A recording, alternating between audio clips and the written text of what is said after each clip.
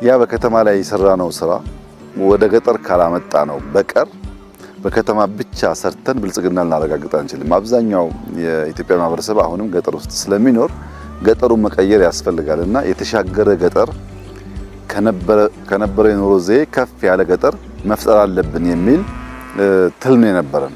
ለዚያ ዘንድሮ በማዕከላዊ ኢትዮጵያ አምስቱም ዞኖች ስራ ተጀምሯል።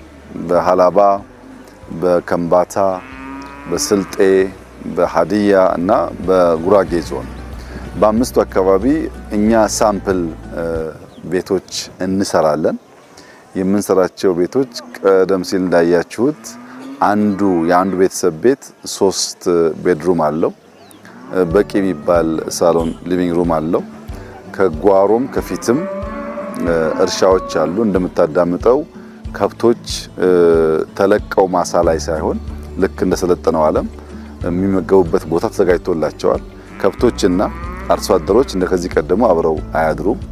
ሁለተኛ የከብት ተረፈ ምርት የሰውም ዌስት ተከማችቶ ባዮጋዝ በእያንዳንዱ ቤት ባዮጋዝ አለ።